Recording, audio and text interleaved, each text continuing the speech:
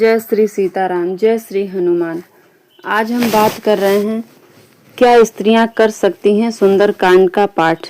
दोस्तों, हनुमान जी की पूजा भक्तों के सभी मनोरथों को सिद्ध करने वाली है। हनुमान जी की शरण में आने से सभी प्रकार के संकट शीघ्र ही दूर हो जाते हैं। व्यक्ति निर्भय हो जाता है, उसे किसी बात का कोई भय नहीं रहता है। हनुमान जी को प्रसन्न करके उनकी कृपा प्राप्त करने के लिए हनुमान चालीसा का पाठ करना, सुंदर कांड का पाठ करना बहुत फलदायक माना जाता है। वैसे तो सनातन धर्म में सभी देवी देवताओं की पूजा का अधिकार सभी को है।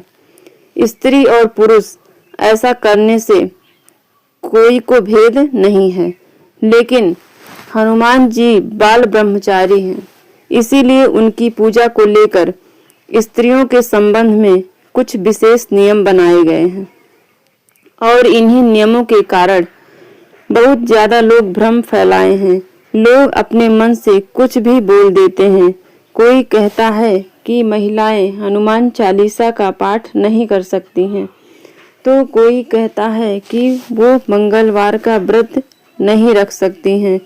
ऐसे ही इस बात को लेकर बहुत ज्यादा भ्रम है कि स्त्रियों को सुंदर कांड का पाठ करना चाहिए या नहीं।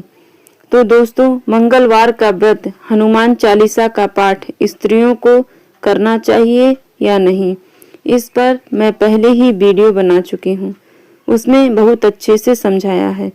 आपके सभी भ्रम उसे देखकर दूर हो जाएंगे।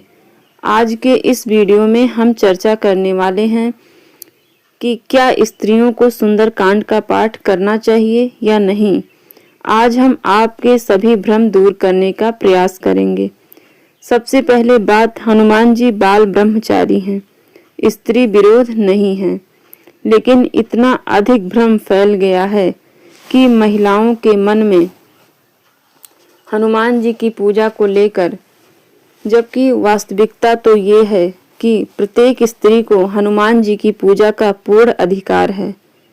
स्त्री हनुमान जी को अपने पिता, अपने भाई के रूप में देखते हुए उनकी पूजा आराम से कर सकती हैं। हालांकि कुछ बातों का ध्यान रखना ही चाहिए, जैसे स्त्रियां हनुमान जी की मूर्ति को स्पर्श नहीं कर सकती, उन्हें चोला नहीं चढ़ा सकती हैं। बाकी इसके सिवाय स्त्रियां पर कोई रोक नहीं है, इसीलिए आराम से हनुमान जी की पूजा कर सकती हैं और हनुमान चालीसा का पाठ भी कर सकते हैं। मंगलवार का व्रत भी कर सकती हैं। इसी तरह स्त्रियों को सुंदरकांड का पाठ करने से कोई रोक नहीं सकता।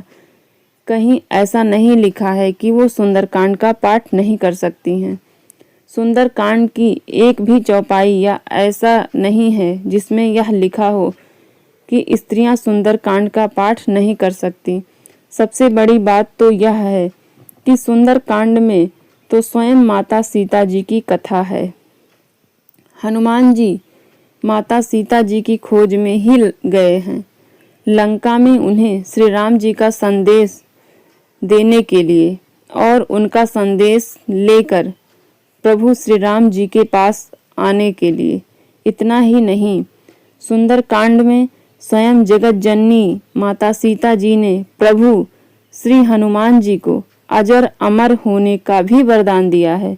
तो सुंदरकांड में स्त्री शक्ति मंत्र, शक्ति का ऐसा अद्भुत वर्णन तो स्त्रियों के लिए ही उसका पाठ करना उचित ना हो, ऐसा कुछ भी नहीं है।